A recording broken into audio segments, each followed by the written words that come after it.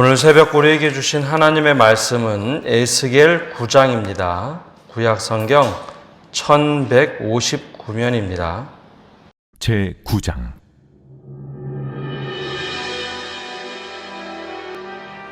또 그가 큰 소리로 내게 외쳐 이르시되, 이 성읍을 관할하는 자들이 각기 죽이는 무기를 손에 들고 나오게 하라.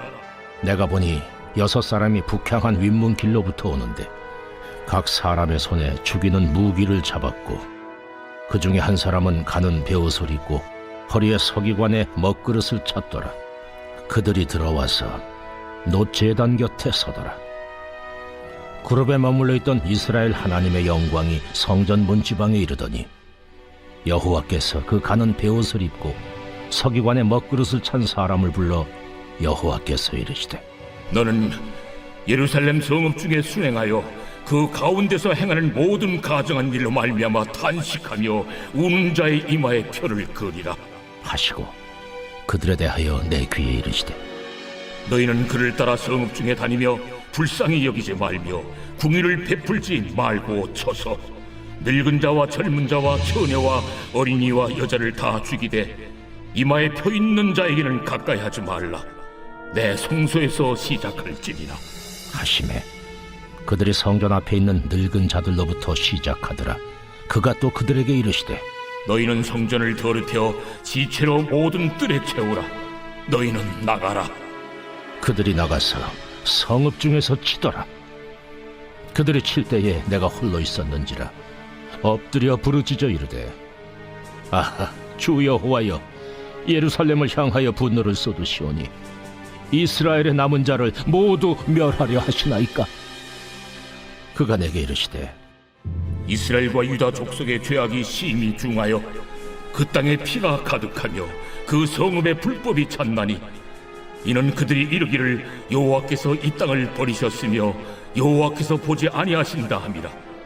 그러므로 내가 그들을 불쌍히 여기지 아니하며 궁유를 베풀지 아니하고 그들의 행위대로 그들의 머리에 갚으리라. 보라, 가는 베옷을 입고 허리에 먹그릇을 찬 사람이 복명하여 이르되, 주께서 내게 명령하신 대로 내가 준행하였나이다. 오늘 새벽에도 하나님의 은혜와 평강이 함께하기를 축복합니다. 하나님께서 가장 속상해 하시는 것, 그것은 세상의 죄가 관영한 것, 죄가 차고 넘치는 것도 속상해 하시지만 가장 속상해 하시는 것은 하나님의 백성이 잘못된 길로 가는 것입니다. 우리는 하나님의 진노가 임할 때 늘 외부의 문제로 돌리는 경향이 있습니다. 바깥이 무엇이 잘못돼서 혹은 세상이 타락해서라고 하는데, 적어도 오늘 말씀에 나오는 하나님의 진노의 심판은 다른 데서 문제를 찾는 것이 아니라 바로 이스라엘 백성의 문제였다라는 것을 말씀하고 있습니다. 특별히 삶에서의 문제도 큰 문제였지만 신앙의 가장 중심이 되는 성전 예배 혹은 성전 자체 안에 죄악시하는 모습을 먼저 가지고 있었다라는 것이죠. 이방 민족, 즉 밖에서의 문제가 아니라 내적인 문제였습니다. 그렇다면 오늘 교회는 또 어떨까요? 하나님의 옛 언약을 받았던 백성들이 이스라엘이라면 새 언약을 받은 백성, 바로 새 백성이 교회입니다. 하나님의 뜻에 멀어질 때 혹은 우리가 스스로 만든 법을 돈 앞에 굴복시킬 때, 하나님의 말씀으로부터 멀어지거나 사랑이 배어있는 공의와 정의가 판단의 기준이 아닐 때, 이 하나님의 오래 참으심을 거두신다면 먼저 하나님의 진노가 임할 곳은 밖에가 아니라 바로 교회 내부라는 것입니다.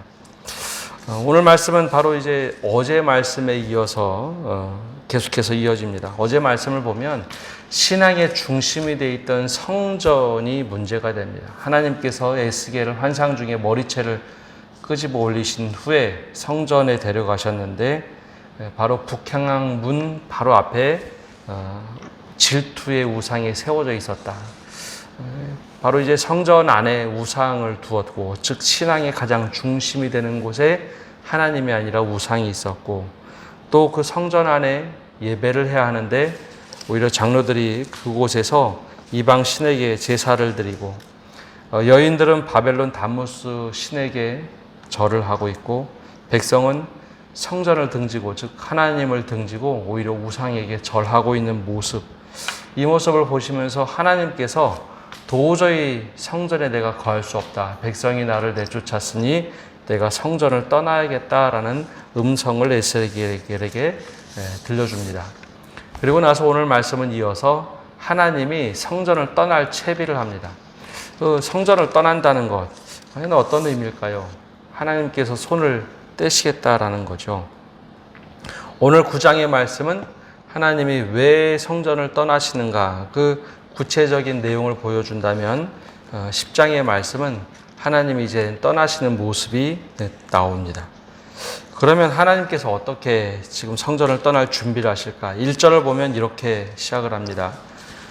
또 그가 큰 소리로 내 귀에 외쳐 이르시되 이 성읍을 관할하는 자들이 각기 죽이는 무기를 손에 들고 나오게 하라 하시더라. 큰 소리로 발하셨다라고 하는데, 바로 8장 앞에 보면 큰 소리로 이방신을 부르는 백성들의 모습이 나옵니다. 장로들은 은밀한 곳에 모여서 하나님이 우리를 떠났다, 더 이상 이제 하나님 우리를 돌보시지 아니한다라고 하며 향로를 들고 예배하는 제사, 이방신에게 제사하는 모습이 나왔었죠.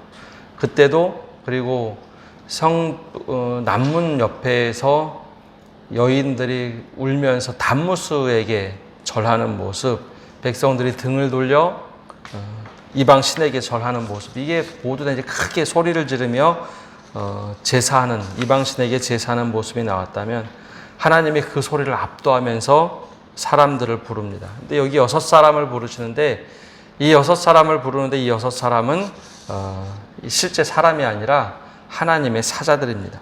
2절에 보면 이렇게 말씀하시죠. 내가 보니 6사람이 북향한 윗문 길로부터 오는데 각 사람의 손에 죽이는 무기를 잡았고, 그 중에 한 사람은 가는 베옷을 입고 허리에 서기관에 먹그릇을 찼더라. 그들이 들어와서 놋 제단 곁에 서더라. 이 6사람이라는 것은 실제 사람이 아니라 하나님의 사자들, 즉 천사들입니다. 북향한 윗문 길로부터 왔다라고 하는데, 북향한 윗문에 바로 질투의 우상이 서 있었다라고 8장에 나오죠. 바로 그 길로부터 오는데 하나님께서 명령하신 대로 각 사람의 손에 죽이는 무기를 잡고 옵니다. 근데 여기 유달리 한 사람, 여긴 6사람보다는 또 다른 한 사람인데, 가는 베옷을 입고 허리에 서기관에 먹그릇을 찼더라. 이 제사장의 모습과 참 흡사합니다. 하나님께서 이 제사장 같은 사람을 부르셔서 놋 제단 곁에 섰더라. 이 아하스 왕 때 이 놋 제단을 옮겨놓는데요, 그 옆에 서서 하나님의 뜻을 듣기 위하여 준비를 합니다. 3절에 보면 이렇게 시작합니다. 그룹에 머물러 있던 이스라엘의 하나님의 영광이 성전 문지방에 이르더니 여호와께서 그 가는 베옷을 입고 서기관의 먹그릇을 찬 사람을 불러.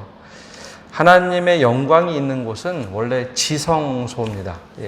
구약시대부터 성막이 있을 때, 또 성전을 지었을 때도 하나님의 영광은 지성소에서 흘러나와서 성소에 있는 것이 바로 하나님의 영광이죠. 이게 흘러 넘쳐 나올 때는 물론 문지방 넘어서 구름이 가득하게 이스라엘 백성을 덮을 때가 있습니다. 그러면 이스라엘 백성들이 두려워서 하나님의 영광이 임했다라고 하는 모습이 출애굽 시대부터 나옵니다. 근데 하나님의 영광이 성전 문지방에 이르더니라고 한 표현은 하나님의 영광이 이동하여 지성소에서 성소로, 성소에서 안뜰 바깥들로 점점 나가는 모습을 상징적으로 보여준 겁니다. 즉 하나님이 떠날 채비를 하고 계시다는 거죠. 그러면서 베옷을 입고 서기관의 먹그릇을 찬 사람에게 이야기합니다. 성읍에 나가서, 4절에 보면 성읍에 나가서 그 가운데 행하는 모든 가증한 일로 말미암아 탄식하며 우는 자의 이마에 표를 그리라. 6사람이 아니라 한 사람에게 얘기합니다. 베옷을 입었던 그에게 지금 이스라엘에서 가증한 일이 그냥 자연스럽게 이루어지는데 그것 때문에 탄식하며 우는 자들, 즉 믿음을 지키며 울고 하나님께 탄식하는 이들의 이마에 표를 그려라. 너희 먹물을 옆에 차고 있으니 그마에 그려라. 그리고 나서 5절에 그들에 대하여 라고 하는데 그들이 바로 6사람입니다. 6사람에게 대하여 내게 이르시되 너희는 그를 따라 성읍 중에 다니며 불쌍히 여기지 말며 긍휼을 베풀지 말고 쳐서 늙은 자와 젊은 자와 처녀 어린아이와 여자를 다 죽이되 이마에 표 있는 자에게는 가까이 하지 말라. 내 성소에서 시작할지니라. 굉장히 역설적인 내용이 나옵니다. 하나님의 심판이 먼저 시작되는 것은 실제 성읍이 아니라 하나님의 성전이라는 것이죠. 하나님의 성전에서 하나님의 영광이 먼저 떠나면서 말씀을 하십니다. 먼저 이제 사람들에게 이마에 표를 그리되 탄식하는 자들, 하나님 이 백성을 어떻게 합니까? 탄식하는 자들의 이마에 표를 그려서 그들을 보호해라 라는 겁니다. 이게 어느 말씀과 비슷하냐면 출애굽 시대 말씀하고 참 비슷합니다. 출애굽 시대에 보면 하나님께서 어린 양의 피를 가져다가 문설주에 바르는 집은 죽음의 사자가 건너뛰라라고 했는데 바로 그 모습과 참 흡사합니다. 근데 이번에는 하나님의 사자들이 직접 베옷을 입었던 사람이 사람들의 이마에 표를 그렸다라는 것이죠. 왜 그러셨을까? 남은 자들을 보호하기 위해서입니다. 근데 여기 이제 하나님의 죽음의 사자들이 움직이기 시작하는데요. 전통적으로 이스라엘 백성은 하나님의 사자들이 이스라엘을 보호한다라고 생각을 하고 또 그렇게 믿고 살아왔습니다. 하나님께서 6월절에 죽음의 사자를 보내서 문설주에 피를, 어린 양의 피를 바르고 있으면 그 집을 건너뛰었다라고 해서 6월절이죠. 죽음의 사자들은 원래 이스라엘 백성을 보호하고 이방인들을 멸하게 하는 신들이었습니다. 아말렉과 전쟁을 할 때 수없이 많은 곳에서 하나님께서 싸울 때 하나님의 이 사자들이 가서 이스라엘 편에 서서 늘 일했습니다. 근데 이번에는 하나님이 반대로 일하게 하셨죠. 이스라엘 백성들이 도저히 더 이상 회복할 기미가 보이지 않는다. 하나님의 진노가 그들에게 임해야 하는데 너희가 가서 그 일을 행하라. 역전이 되어버렸습니다. 대신 신실하게 믿음을 가지고 이 상황에 대해서 탄식하며 하나님께 울부짖는 자들, 성전에 나와서 예배했던 사람들은 다 이방신을 찾아갔다면 오히려 성읍에서 하나님께 탄식하며 우는 이들, 그들에게 이마에 표를 그려라. 그러나 그 6명에게는 야, 너희들 긍휼을 베풀거나 혹은 불쌍히 여기지 말아라. 어른부터 늙은 자를 시작으로 성전에서부터 다 죽이라라고 말씀을 하고 있습니다. 이게 아이러니한 것은 하나님의 심판이 성읍에서 시작된 것이 아니라 성전에서 시작됐다라는 겁니다. 왜냐하면 믿음을 지켜야 할 가장 소중한 그 성전이 오히려 가장 타락한 곳이 되었다라는 것이죠. 바로 10계명을 우리에게 주실 때 하나님이 제일 먼저 주신 계명은 나 위에 다른 신을 섬기지 마라, 우상을 만들지 마라. 근데 다른 신을 섬기지 말고 우상을 만들지 말라고 했던 그 말씀의 가장 중요한 취지는 바로 나와 인격적인 관계를 맺자였는데 그 인격적인 관계를 맺는 성전에서 우상을 가장 먼저 세워놨다는 것이죠. 일상의 삶에서의 잘못된 모습은 우리가 쉽게 회개할 수 있습니다. 근데 신앙의 근본인 하나님을 경외하기보다는 다른 것이 먼저 그 가운데 있었다. 그래서 이 죽음의 사자들이 올 때 북향한 윗문에서 나옵니다. 질투의 우상을 바라보면서 그들이 그걸 다 거쳐서 오고 심판이 임할 때도 그곳에서부터 심판이 시작이 됩니다.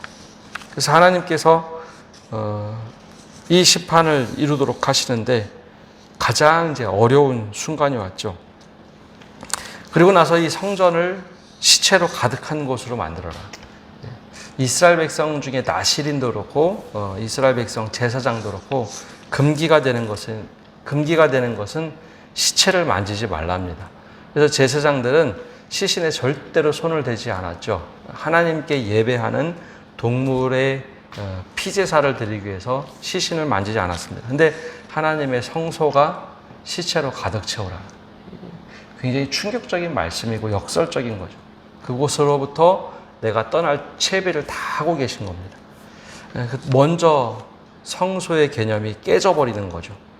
그리고 그랬을 때 에스겔이 하나님께 울부짖으며 이야기합니다. 8절에 보면 이렇게 말하죠. 그들이 칠 때에 내가 홀로 있었는지라 엎드려 부르짖어 이르되 아하 주 여호와여 예루살렘을 향하여 분노를 쏟으시오니 이스라엘의 남은 자를 모두 멸하려 하시나이까.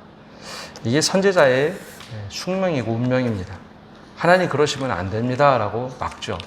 이게 단지 그냥 에스겔만 그런 것이 아니라 모세를 시작으로 믿음의 선지자들은 다 똑같은 이야기를 합니다. 하나님 어떻게 하시려고 이렇게 하십니까? 하나님의 백성을 하나님께서 스스로 멸하려 하시나이까? 남은 자까지 모두 멸하려 하시나이까? 하면서 부르짖으면서 하나님께 탄원을 합니다. 그러자 하나님께서 9절에서부터 11절까지 응답하시는데 이렇게 말씀하십니다. 그가 내게 이르시되 이스라엘과 유다 족속의 죄악이 심히 중하여 그 땅에 피가 가득하며 그 성읍의 불법이 찼나니 이는 그들이 이르기를 여호와께서 이 땅을 버리셨으며 여호와께서 보지 아니하신다 함이라. 이 9절의 말씀이 어느 말씀인가 하면 성전 안에서 장로들이 우상들에게 예배할 때 온통에 이제 우상의 그림을 그려놓고 제사를 지내면서 했던 이야기입니다. 하나님께서 이 땅을 버리셨고 하나님께서 보지 아니하시니 우리가 이방신을 섬겨야 되지 않을까. 그 말을 듣고 계시고 하나님이 그대로 말씀하시죠. 그러니 내가 어떻게 하랴. 10절에 또 말씀하십니다. 그러므로 내가 그들을 불쌍히 여기지 아니하며 긍휼을 베풀지 아니하고 그들의 행위대로 그들의 머리에 갚으리라 하시더라. 이 성경에 보면 우리가 믿음을 이제 강조를 많이 하는데 믿음도 중요합니다. 믿음은 예수님을 믿고 우리가 구원에 이르는 길이죠. 그러나 그 믿음의 가장 핵심 중에 하나는 행위라는 겁니다. 그들의 행위대로 그들의 머리에 갚으시리라. 그래서 하나님께서 예루살렘에 오히려 남아있던 자들을 심판하십니다. 이게 어느 말씀과 또 똑같이 이어지냐 하면 예레미야와 에스겔이 예언했던 말씀대로 이루어집니다. 예레미야와 에스겔이 예언했던 말씀은 너희가 예루살렘 성에 남지 말고 포로로 끌려가면 하나님이 거기서 순수한 믿음을 지키시리라. 오히려 예루살렘에 남아있으면 황폐한 믿음이 될 것이다 라고 했는데 백성들이 믿지 않았습니다. 하나님이 예루살렘에 계시지 어디 계시냐. 우리가 여기만 있으면 성전에만 있으면 믿음을 지킬 거야. 근데 오히려 하나님의 심판이 이루어진 것이 출발은 성전 바로 성소에서부터 시작이 됐다라는 겁니다. 그래서 그 말씀 그대로 이루어지는데 그들의 행위대로 그들의 머리에 갚으시는데 성전에서부터 하나님이 심판하시더라라는 거죠. 11절에 보면 보라 가는 베옷을 입고 허리에 먹 그릇을 찬 사람이 복명하여 이르되 주께서 내게 명령하신 대로 내가 준행하였나이다 하더라. 오늘 말씀을 우리가 쭉 보면서 하나님의 뜻대로 산다는 것이 도대체 무엇인가? 우리의 믿음을 어디서부터 지켜야 될까 하는 것을 좀 생각하게 됩니다. 우리의 믿음이 가장 핵심이 되는 곳은 일상의 삶에서도 있지만 가장 먼저는 하나님 앞에 내가 어떻게 서 있는가입니다. 내가 하나님을 믿는다고 하면서 그게 변질이 돼서 잘못된 이방신, 구약시대는 이방신을 섬기는 거지만 지금은 하나님 외에 다른 것을 두고 하나님을 믿는다고 하면서 다른 것을 믿는 것으로 살아가는 모습, 이것이 신앙의 변질된 모습일 겁니다. 그것은 외부에서 찾는 것이 아니라 내가 하나님 앞에 어떻게 서 있는가, 그것을 먼저 살펴보면 됩니다. 그리고 더 나아가서 오늘 말씀에 보면 남은 자들이 나오는데요. 그들은 교회가 잘못되는 일에 대해서 슬피 우는 사람들, 또 그리고 하나님께 탄식하는 사람들, 또 이 우리의 죄악을 놓고 하나님께 탄원하면서 기도하는 사람들을 통해서 하나님이 회복하시겠다라는 힌트를 우리에게 주고 있습니다.